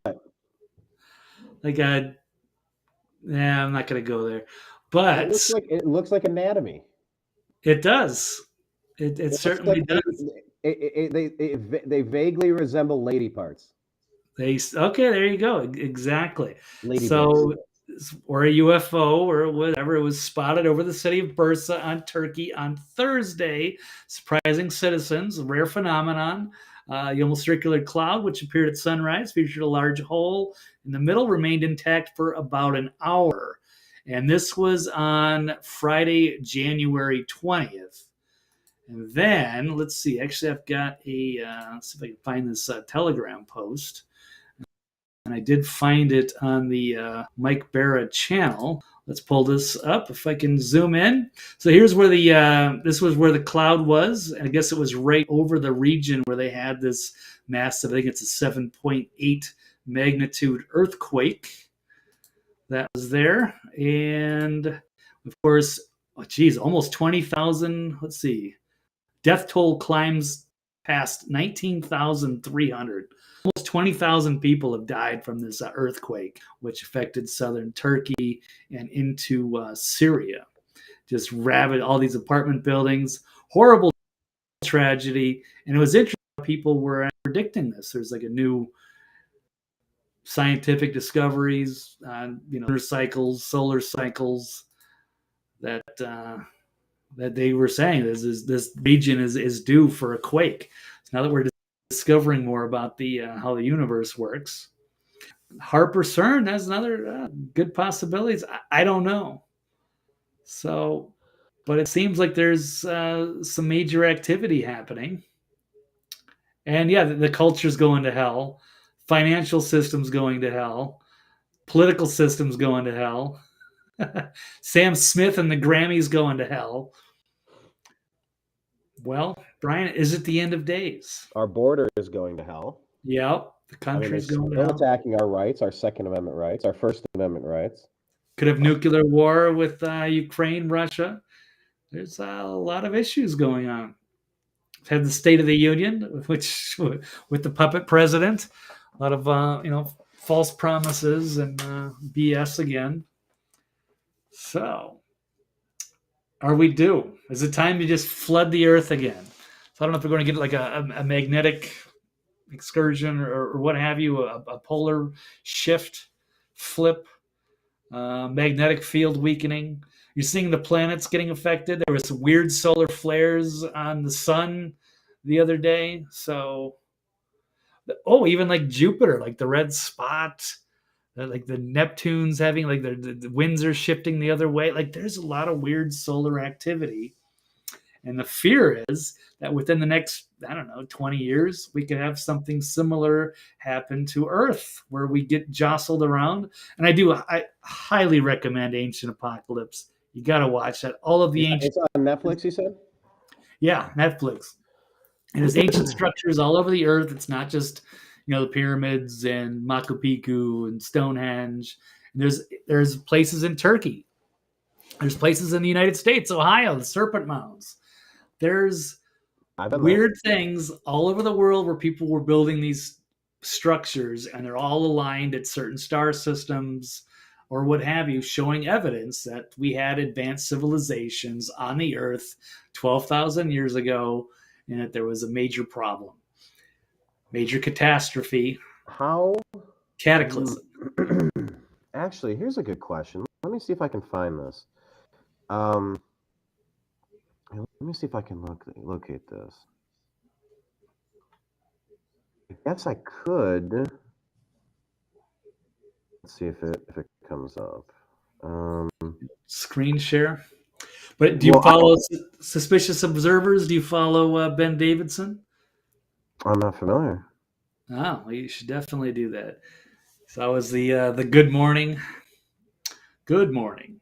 He's always eyes open, no fear. Here, let me. Does it ring a bell? Does it ring a bell? Wow. Okay. We'll have to show you. I mean, I could show this because it's my work. Are you trying to put in the? I know the right, the Tool song. Yeah. So a couple of lyrics from this Tool song. Click the link and watch the video. But from Emma. I thought it was on private. What's that? I thought your video was on private because of potential copyright infringement or whatever. Nah, it's video up. clips. It looks like it's had some views recently. It's funny because, I mean, it's not funny, but like you put videos up and then they do nothing for like years, and then it's so shadow banned and like it's such bullshit. You and I we type interesting things, we make good points on Twitter, we post it. Zero interactions, no retweets, no engagement. It's like, well, we have people following us. Why would people have not noticed that? And that was a good one. And it's like after 1,000 good ones, you go, well, why am I wasting my time on this crap? And yeah, I've had several videos that have landed very quietly when it's like, no, this could have got a lot of views. I know it could have. But in the song Anima, he says, some say the end is near. Some say we'll see Armageddon soon. I certainly hope we will. I sure could use a vacation from this bullshit three-ring circus sideshow. Excuse me. Of freaks here in this hopeless fucking hole we call LA. The only way to fix it is to flush all away. Any fucking time, any fucking day. Learn to swim. I'll see you down in Arizona Bay. Skip to the bottom here. It says, some say a comet will fall from the sky, followed by meteor showers and tidal waves, followed by fault lines that cannot sit still, followed by millions of dumbfounded dipshits. I mean, it's essentially then learn to swim. Learn to swim, because I'm praying for rain. I'm praying for tidal waves. I want to see the ground give way. I want to watch it all go down. Mom, please flush it all away. I want to see it go right in and down. I want to watch it go right in, watch you flush it all away. Yeah, time to bring it down again. Don't just call me a pessimist. Try and read between the lines. I can't imagine why you wouldn't welcome any change, my friend. I want to see it come down, pull it down, suck it down, flush it down. And so I made a visual representation to this video that I put in the link. Check that. It's right there. It says host, and then it says YouTube / blah, blah, blah, blah. Check it out. It's a pretty good one. But I made it during the Bush administration. So, I mean, this is pretty old at this point. But we had a lot of the actors and the actresses, very political. But, yeah, I mean, look, I love the Ancient Aliens series. I loved everything about that. Was the first show that really put things into perspective for me. It really had me thinking like, oh, now everything makes sense. That actually explains a whole bunch of unanswered questions I had. Like, we are the aliens here. There are forces that are at play and they're not always seen, but we're the ants in this terrarium. I just kind of get that vibe. So yeah, I'm fascinated by the topic, Blake, and going to the Conscious Life Expo, as I know you have with me. A lot of that stuff, and a lot of the 2012. I was fascinated with the whole 2012 rhetoric and the possibility that, like, hey, all right, this is the time they're going to hit Control Alt Delete on this project here. It's not like we're doing ourselves any favors with how we're handling things. So. Yeah, I mean, was Turkey, like, were they up to something? Why would Turkey be targeted? Was it the U.S. or what's that? I don't think so. And as a scientist I was following on Twitter, because he was warning people that there's going to be a 7.5 quake or more in this region, and of course, directing me to another YouTuber who also made that same prediction. And it's also, Ben Davidson of the Suspicious Observers, who follows these things, and sometimes solar activity and the flares and how close can affect change here on the Earth. So there is a science to it. I'm not saying it was just like an act of God or anything, but yeah, you follow the Suspicious Observers, or the ancient apocalypse thing. It appears to be a cycle that happens around every 12,000 years or so, and that the whole solar system undergoes these changes. So we could be due for another one of these cataclysms. It's approaching. That may be what happened to the end of Atlantis, because there were all of these great structures that were built that with technology that shouldn't have existed. So how did people build the pyramids in Machu Picchu and Angkor Wat, and was it Cambodia, Stonehenge, Serpent Mounds? I mean, you go, they're all over the place. And there's a big one in Turkey. I forget I don't want to mispronounce the name, but one of the most ancient ones of all. And so they built these. Mispronounce the Turkey one. I know the correct pronunciation because I know it's Machu Picchu. Teleki Pepe or something weird like that. What is it? Teleki Pepe? I don't know. What is the name? I got it. What is it? Göbekli Tepe. Thank you. Okay. Oh, you wanted me to. It's Machu Picchu, not Machu Picchu. Machu Picchu and Göbekli Tepe. Thank you, Brian, for correcting the record. No, I just like playing trivia. No, I mean, there was that one time we were at the Conscious Life Expo, my brother and I, and it was Zecharia Sitchin who wrote the 12th Planet. Was that the book? And he was giving a speech, and I was talking with Giorgio Tsoukalos, and he was right there with his hair and everything from the Ancient Aliens. And I said, "Hey, are you going to see Zecharia Sitchin? He's giving a speech." He goes, "What? When?" I go, "Right now. We're going." He's like, "Oh shit, I'm gonna see if I can go in." And maybe my brother and I talked our way in, and we sat through his presentation. It was interesting, but about 10 minutes into it, I heard a laugh behind me, and I was like, it sounded familiar, and I turned around, and it was Giorgio So he stopped what he was doing at his booth to come in and watch this lecture, and Zachariah passed away shortly after. So I'm glad he got to see it. I'm glad we were able to tell him. Then we got to hang out with Giorgio and Eric von Daniken. Yes. Got to hang out with him at Contact in the Desert with the Coast to Coast AM crew and all sorts of people up there, Jimmy Church and whatnot. But yeah, I mean, I'm fascinated with the ancient alien stuff. You just have to wonder how much of the history that we know, how much of it is complete BS, how much of it is completely misrepresented. I don't know. Right. I'm fascinated by it, but like seeing those pictures, do we know if those pictures are doctored? Like, is everybody talking about them? Or no, they're not doctored with the cloud and everything. No, those are real. I mean, like thousands of people have the same picture, and we're like, "Oh my God, like, this is like a signal from God. Like, this is the locusts coming." Well, I don't know if that's had anything to do with it, but it was just like, oh, okay, there was a cloud, and then 3 weeks later, there's this massive earthquake. I don't know if they're actually connected or not, but it was just now after the fact, and we're looking at it. I was like, was that like an omen or a symbol of a sign of things to come? I don't know. So that's all the breaking news here. Is could they be related? Much like social media and the Chinese balloon, I don't know, but I can pull up more pictures on that if you want to get into that one. Let's see here, Turkey cloud. MJ Sedona met Zachariah. Here we go, Zachariah Sitchin in 1977. Yeah, he's been doing this thing for a long time. Yeah, we met him in probably 2011, maybe 2010. It was like right around 2012. Yeah, he's an interesting character. And let's see. Share. Look at that. So multiple pictures, multiple angles. It was definitely not fake. And what did they say caused this? Oh, there's a turkey on a cloud right there. I don't know the exact. It's a rare phenomenon. I don't know I'm just putting those together. A turkey on a cloud. Yes, I do see that. Okay. Turkey on a cloud. That's the image we've been waiting for. Yeah, that's the turkey Erdogan. Yeah. Oh goodness. Okay. Well. Yeah. So end of days, Brian. Yes or no? Agree or disagree? Or do you think we're just going to continue to go on the Earth? There's nothing wrong. We maybe got to worry about a big comet like it took out the dinosaurs.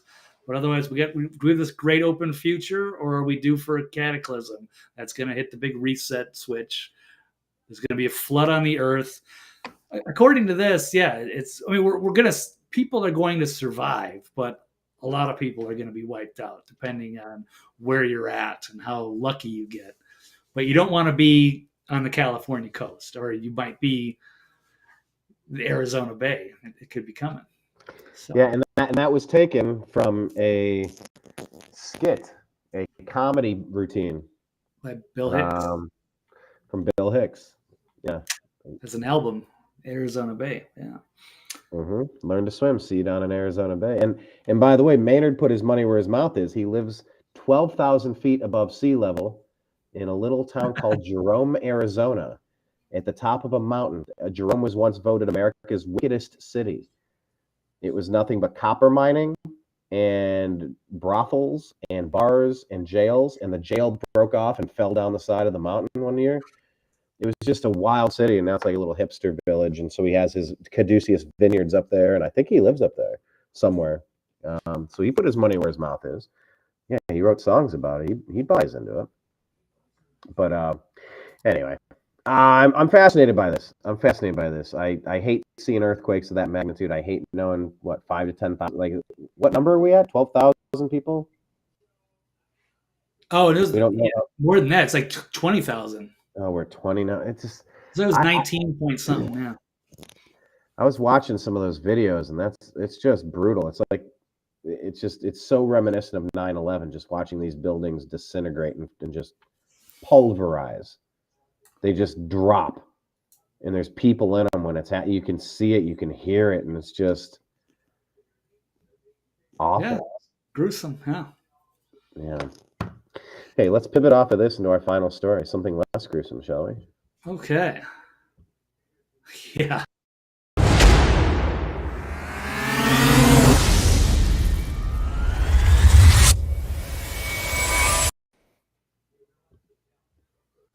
All right, Pilk and Cookies sounds delicious. Uh-oh. Agree or disagree, Blake, that Pilk and Cookies sounds delicious? No, it does not. What And is this about? What is this about?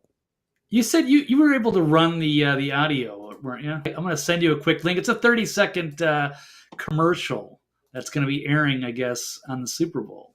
Maybe, unless they cut it out, depending on how the test audience goes, perhaps. So see if you can pull that. So Lindsay Lohan is going to be in a Pepsi commercial, and it's on the Santa. So it's a play on that. Milk and cookies, but it's some sort of like a dirty milk drink or dirty Pepsi, but mixing Pepsi and milk together. So, I mean, at best, I can kind of think of it as like a root beer float that melts completely. Maybe it would still be good. You could drink it. But, Pepsi is very sweet. I don't know if you're going to mix that with milk. And they kind of show somebody pouring it, but they cut away before you would see probably a massive amount of foam come flying out. But yeah, I don't know if you can try to run that video, Brian, or I can try it myself just to make sure I can get the volume up. But MJ Sedona. Yeah, I'll give it a shot here. All right. Quiet on the set. Okay, here we go.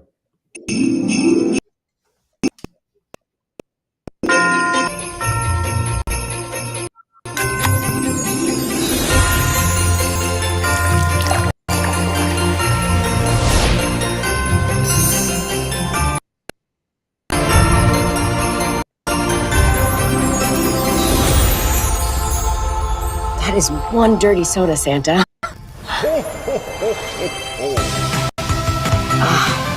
Pilk and Cookies.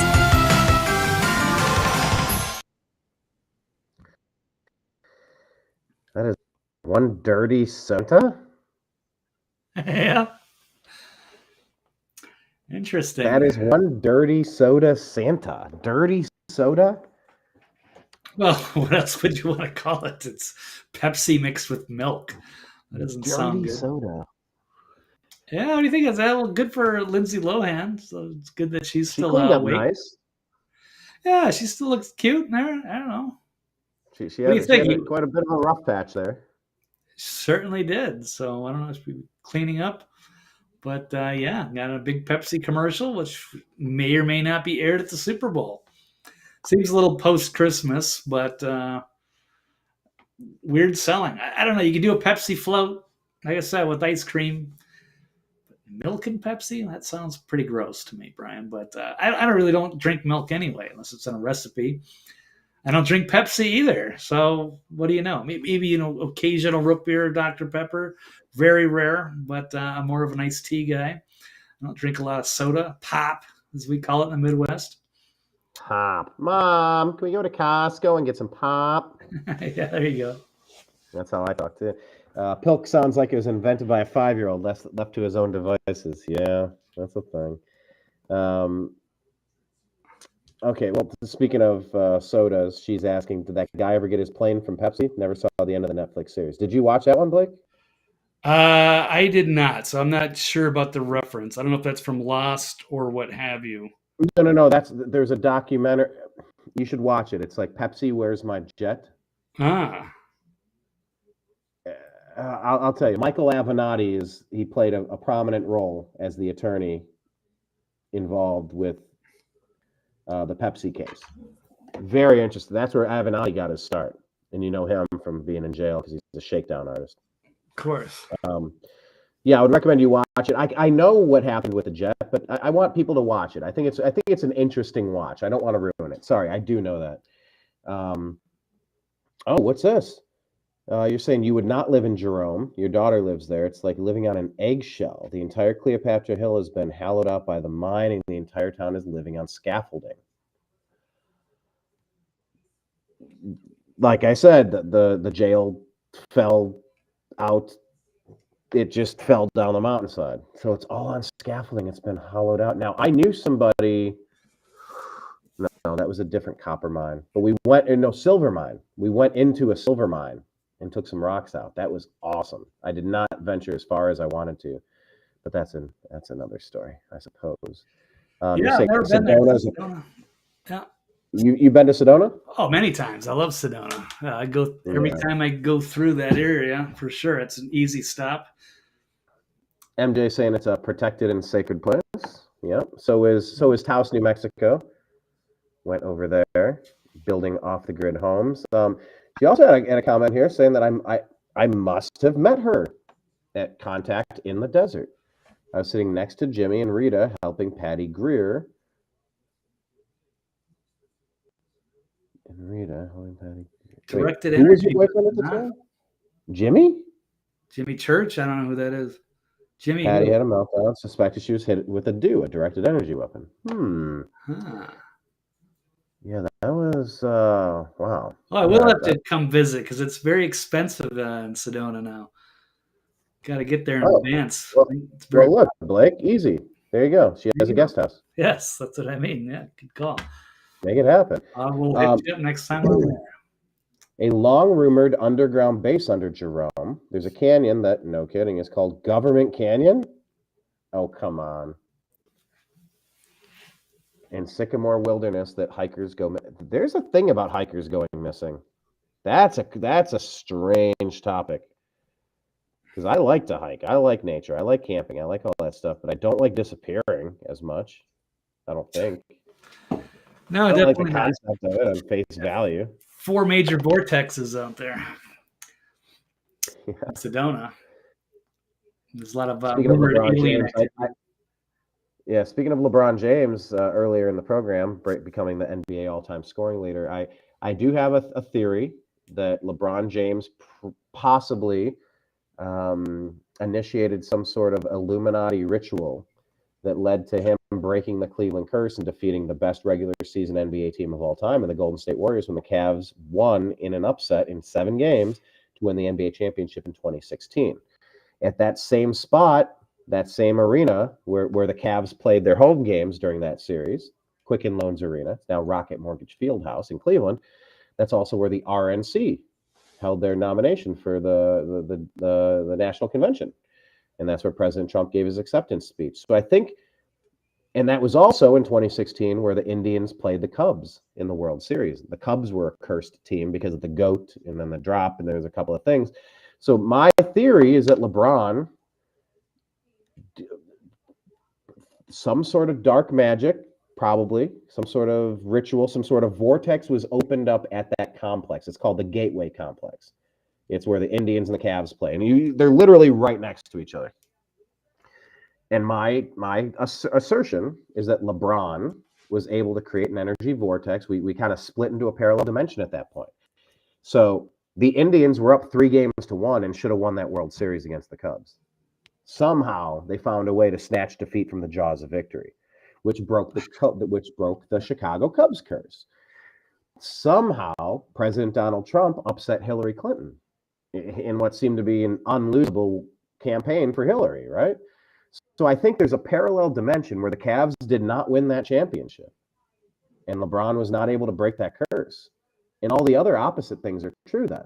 Then Cleveland Indians won that World Series right there and kept the Cubs out. Hillary won the presidency, and Trump never became president, at least during that term. So would I prefer this timeline or the other timeline? It's interesting to think about. But I just wonder sometimes. I just wonder. Yeah, you never know. There's something being messed with. This could be a bigger play overall. Is that there's a how do you call it? There's time travelers meddling with our reality, or there's different parallel realities splitting on certain decisions, and that we've been jostled around. I'm not sure how this all works. So there could be an infinite number of parallel realities where the Cubs won the World Series or the Indians won, or it can so many different variables. So I don't know. And I don't know what these people are, the kind of powers they're messing with, or if there's aliens or AI or Anunnaki or any number of different things.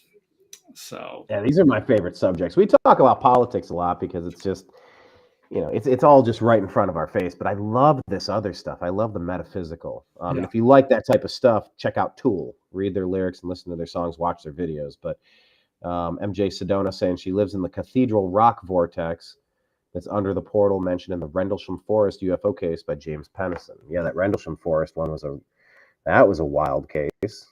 And you're also saying that you're a big Cubs fan, and your husband is Bill Buckner. Okay, now, is that true? No. Pictures or it didn't happen? Stop it. Yeah. Or do we have to look that up? Who is Bill Buckner married? Is Bill Buckner? Let's see if we can find that. Oh, and I suppose Keith is asking, did he go to Bohemian Grove? We're back on LeBron? Well, I think so, right?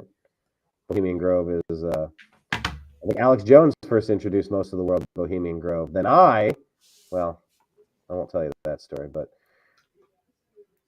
I could tell you some of that story. I know somebody who has been there extended period of time. Might be just another Bill Buckner, right? Yeah, I don't know.